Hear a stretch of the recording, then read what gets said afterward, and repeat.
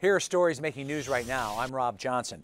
A plea agreement today in a sex trafficking case that resulted in a teenage girl's death. CBS 2's Dorothy Tucker has the story.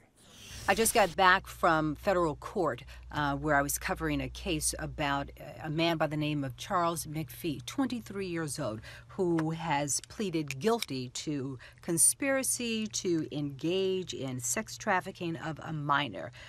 It seems that McPhee is the young man who met Desiree Robinson and introduces Robinson to a pimp who went on and used her for prostitution. If you remember the case of Desiree Robinson, she was a 16-year-old girl who was found in a garage in Markham dead. John has been charged with murdering her. The pimp is also charged with being involved, but today, according to this plea agreement, Charles McPhee admitted that he did indeed present the Robinson to the pimp, and he says that he met her on Facebook, and she was 16 years old at the time, and he engaged in sex with her and then eventually took her over to the pimp's house, and he saw the pimp taking photographs of her and uploading those photographs to a site called Backpage, and for turning the young girl over to the pimp, he was supposed to be paid $250. That was his finder's fee. So in essence, this poor girl ends up dead for a finder's fee of $250.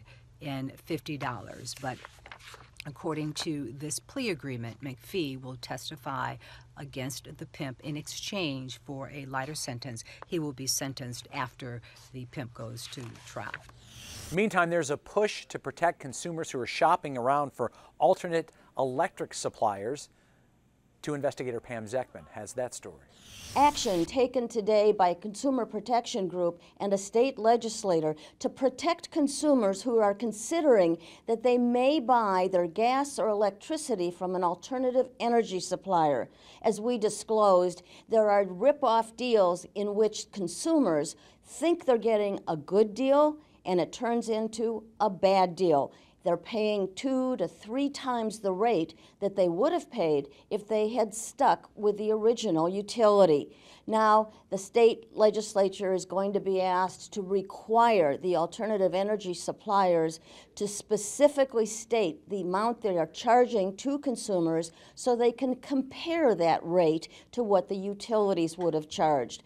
It's a big change, a big reform that could really protect consumers. And finally, meteorologist Mary Kay Kleist has your forecast.